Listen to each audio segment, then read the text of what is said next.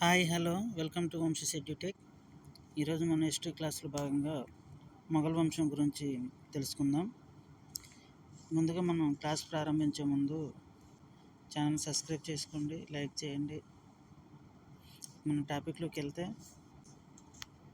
మొఘల్ వంశం భారతదేశాన్ని పరిపాలించిన వంశాలలో మొఘల్ వంశం గొప్ప వంశం. చాలా సంవత్సరాలు భారతదేశాన్ని పరిపాలించిందనమాట మొఘల్ వంశం. మొఘల్ వంశ స్థాపకుడు ఎవరంటే బాబర్. మొఘల్ వంశ స్థాపకుడు బాబర్.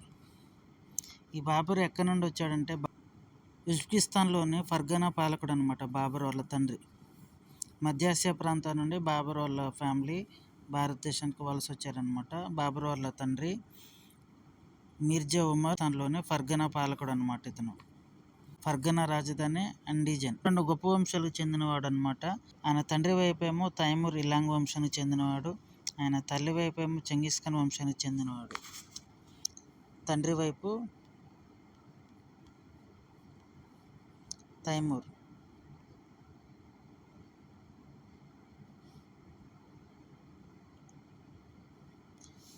ఇలాంగ్, తల్లి వైపు చెంగిస్ ఖాన్.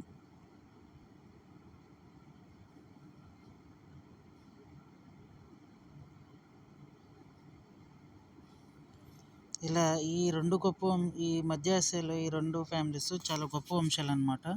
ఈ గొప్ప వంశాలకు చెందినవాడే ఈ బాబర్.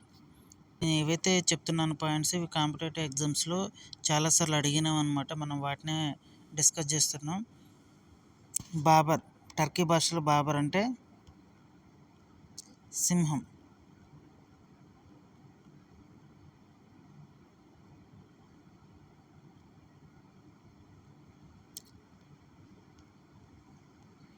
టర్కీ భాషలో బాబర్ అంటే సింహం. బాబర్ యొక్క తండ్రి మిర్జా ఉమర్. ఇతను ఆఫ్ఘనిస్తాన్, ఉజ్బెకిస్తాన్లోని ఫర్గనా పాలకుడు అనమాట. అతని తల్లి సైడ్ ఏమో చెంగిస్ ఖాన్ వంశానికి చెందిన ఆమె. వాళ్ళిద్దరి సంతానమే, రెండు గొప్ప వంశాల సంతానమే బాబర్ అనమాట. బాబర్ టర్కీ భాషలో బాబర్ అంటే సింహం అని అర్థం. ఈ బాబర్ 11 సంవత్సరాల వయసులో మిర్జా మరణానంతరం ఫర్గనా పాలకుడు అయ్యాడనమాట. ఉమర్ మిర్జా ఇతని తండ్రి మరణానంతరం 11 సంవత్సరాల వయసులో మిర్జా ఉమర్ మరణానంతరం బాబరు సింహాసనాన్ని అధిష్ఠించాడనమాట. అనేక సమస్యలు ఎదుర్కొని చివరకు కాబూల్లో స్థిరపడ్డాడనమాట. కాబూల్, మనకి ఇప్పుడు కాబూల్ ఎక్కడుందంటే ఆఫ్ఘనిస్తాన్లో ఉంది.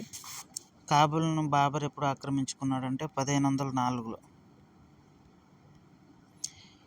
1504లో బాబర్ కాబూల్ను ఆక్రమించాడనమాట. బాబర్ మొదటిసారిగా 1519లో ఇండియాపై దాడి చేశాడు. ఈ దాడి వాయువ్య భారతంలోని బిరా అనే ప్రాంతంపై దాడి చేశాడనమాట. ఈ దాడిలో మొట్టమొదటిసారిగా బాబర్ గన్ పౌడర్ను ఉపయోగించాడు. ఏ ప్రాంతం? బిరా. గన్ పౌడర్ ఉపయోగించాడు.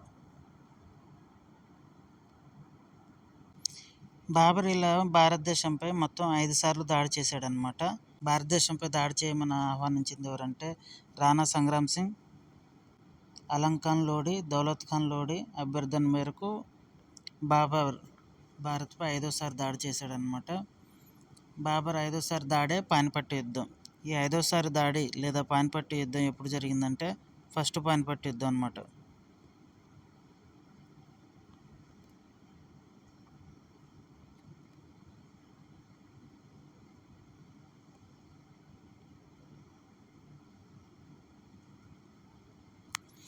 బాబర్ భారత్పై 5వసారి దాడి, దీన్నే మొదటి పానిపట్టు యుద్ధం అంటారు. ఈ మొదటి పానిపట్టు యుద్ధం 1526లో జరిగింది.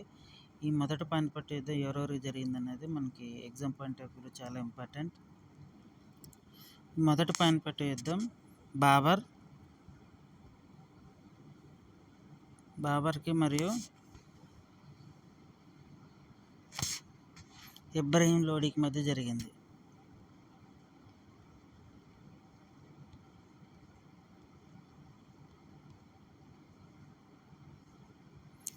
బాబర్ మొదటి పానిపట్టు యుద్ధం 1526లో 1526 మొదటి పానిపట్టు యుద్ధం 1526లో బాబర్ వర్సెస్ ఇబ్రాహిం లోడికి మధ్య జరుగుతుంది అనమాట. చాలా ఇంపార్టెంట్. ఈ పానిపట్టు యుద్ధాలు ఎవరెవరికి మధ్య జరిగాయి, ఎప్పుడు జరిగాయి అనేది మనకి ఎగ్జామ్ పాయింట్ ఆఫ్ వ్యూలో చాలా ఇంపార్టెంట్ అనమాట.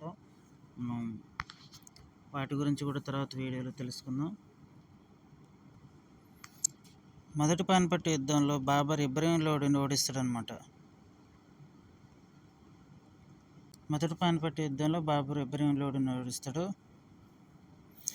ఈ యుద్ధంలో ఇబ్రాహింకు సహకరించిన రాజా విక్రమ్జిత్ గ్వాలియర్ పాలకుడు అనమాట. ఇతను కూడా ఓడిస్తాడు అనమాట బాబర్.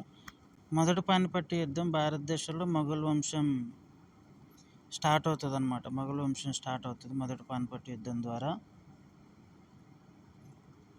అప్పటి వరకు ఢిల్లీని పరిపాలిస్తూ వచ్చిన లోడి వంశం అంతమవుతుంది అనమాట.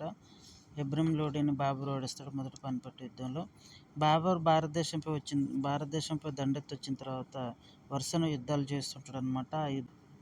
ఆ యుద్ధాలను కూడా మనకి కాంపిటేటివ్ ఎగ్జామ్స్లో ఎప్పుడు జరిగినా, ఎవరెవరికి మధ్య జరిగినా, ఏ ఇయర్లో జరిగినాయి అని అడుగుతూ ఉంటాడు. వాటి గురించి కూడా మనం తెలుసుకుందాం.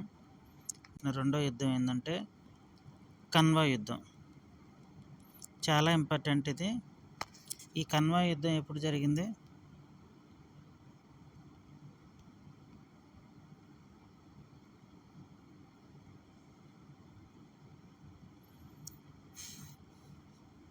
(1527). బాబర్కి రెస్ట్ లేకుండా వరుసన భారతదేశంపై దండెత్తి వచ్చిన తర్వాత వరుసను యుద్ధాలు చేస్తుంటాడు అనమాట. ఆ యుద్ధాలు మనకి ఎగ్జామ్ పాయింట్ ఆఫ్ వ్యూలో చాలా ఇంపార్టెంట్. కన్వా యుద్ధం. ఈ కన్వా యుద్ధం ఎవరెవరికి మధ్య జరుగుతుందంటే రాణా సంగ్రామ్ సింగ్. ఈ రాణా సంగ్రామ్ సింగ్ ఎవరు అంటే మేవార్ పరిపాలకుడు అనమాట. మేవార్ అనేది గుజరాత్, రాజస్థాన్ ఆ సరౌండింగ్స్లో ఉంటుంది అనమాట రాజ్యం. ఆ రాజ్యం యొక్క రాజు ఎవరంటే రాణా సంగ్రామ్ సింగ్. రాణా సంగ్రామ్ సింగ్కి బాబర్కి మధ్య జరిగిన యుద్ధం ఏంటంటే కన్వా యుద్ధం. ఈ యుద్ధం 1527 మార్చి 17 జరుగుతుంది. ఈ యుద్ధంలో బాబర్ రాణా సంగ్రామ్ సింగ్పై మొట్టమొదటిసారిగా జిహాద్ ప్రకటిస్తాడనమాట. జిహాద్ అంటే పవిత్ర యుద్ధం. రాణా సంగ్రామ్ సింగ్ సైనికంగాను చాలా స్ట్రాంగ్ ఉంటాడనమాట. అలాంటి వ్యక్తిని ఓడించడానికి బాబర్ శాయశక్తులు ప్రయత్నించినా కానీ అతని వల్ల కాదనమాట. సో అప్పుడు అతని సైన్యం మొత్తం ముస్లిమ్సే కాబట్టి పవిత్ర యుద్ధంగా ప్రకటిస్తే వారంతా వీరోచితంగా ప్రాణాలకు తెగించి పోరాడతారని చెప్పే ఉద్దేశంతో బాబర్ జిహాద్ ప్రకటిస్తాడు ఈ యుద్ధంలో. బాబర్ ఈ యుద్ధంలో గెలవటానికి తన సర్వశక్తులు ఒడ్డుతాడు అనమాట. ఒడ్డి ఈ యుద్ధాన్ని పవిత్ర యుద్ధంగా ప్రకటిస్తాడు. ఈ యుద్ధంలో గెలిచిన తర్వాత బాబర్కి ఘాజీ అనే బిరుదు వస్తుంది అనమాట. మనకి చాలా ఇంపార్టెంట్. ఘాజీ అనే బిరుదు ఎవరిదని అడుగుతారు. ఏ యుద్ధం తర్వాత వచ్చిందని కూడా అడుగుతారు. ఘాజీ అనే బిరుదు వస్తుంది. అలాగే ఈ యుద్ధంలో గెలుపొందిన తర్వాత అప్పటి వరకు విరోచితంగా పోరాడారు కదా ముస్లిమ్స్ అంతా అతని తరఫున.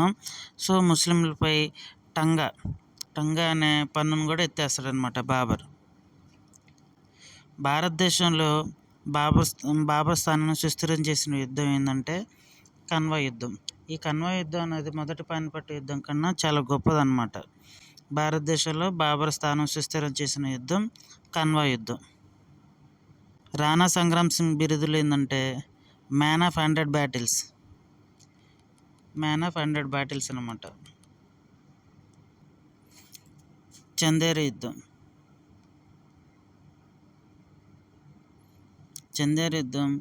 1528లో జరుగుతుంది. చందేరు యుద్ధం ఎవరెవరు జరుగుతుందంటే మాల్వా పరిపాలకుడు మేదిని రాయ్ వర్సెస్ బాబర్ మధ్య జరుగుతుంది అనమాట. ఎప్పుడు జరుగుతుందంటే 1528. మనకి ఇయర్ చాలా ఇంపార్టెంట్. 1528లో చందేరు యుద్ధం జరుగుతుంది. 1529లో బాబర్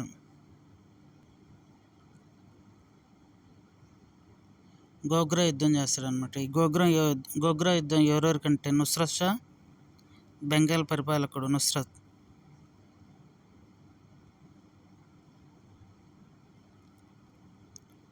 షా వర్సెస్ బాబర్, వీరిద్దరి మధ్య జరుగుతుంది. వీరిద్దరి మధ్య గోగ్రా యుద్ధం జరుగుతుంది. 1529లో జరుగుతుంది. బాబర్ భారతదేశంలోకి ప్రవేశించిన తర్వాత వరుసన యుద్ధాలు చేస్తూ వచ్చాడు. బాబర్ భారతదేశంలోకి వచ్చిన యుద్ధం ఏంటంటే మొదటి పానిపట్టు యుద్ధం. అది ఎప్పుడు జరిగింది? 1526లో జరిగింది. ఆ తర్వాత 1527లో కన్వా యుద్ధం జరుగుతుంది. రాణా సంగ్రామ్ సింగ్తో బాబర్కి కన్వా యుద్ధం జరుగుతుందన్నమాట. ఆ తర్వాత 1528లో చందేరి యుద్ధం, మేదిని రాయ్తో చందేరి యుద్ధం జరుగుతుంది. ఆ తర్వాత 1529లో గోగ్రా యుద్ధం. ఇలా వరుస విజయాలతో అలసిపోయిన బాబర్ 1530లో మరణిస్తాడనమాట. బాబర్ మరణం ఎప్పుడు? 1530లో బాబర్ మరణిస్తాడు. బాబర్ తన మరణానికి ముందే బాబర్ నామా అనే ఒక పుస్తకాన్ని, తన ఆటోబయోగ్రఫీని రాసుకుంటాడు అనమాట. బాబర్ నామా.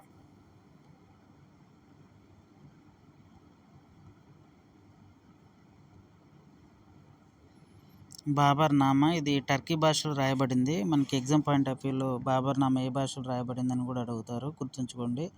టర్కీ భాషలో రాశారనమాట బాబర్ నామా. అందుకనే బాబర్ని స్వీయ చరిత్రల రారాజు అంటారనమాట. బాబర్ని స్వీయ చరిత్రల రారాజు అని అడుగుతారు ఎగ్జామ్ పాయింట్ ఆఫ్ వ్యూలో. ఈ బిరుదు కూడా చాలా ఇంపార్టెంట్. ఏ మొఘల్ చక్రవర్తిని స్వీయ చరిత్రల రారాజు అని పిలుస్తారంటే మా ఆన్సర్ బాబర్. బాబర్ నామా లేదా తుజ్కీ బాబరీ అని కూడా అంటారనమాట. బాబర్ నామా, తుజ్కీ బాబర్ అన్న రెండు ఒకటే.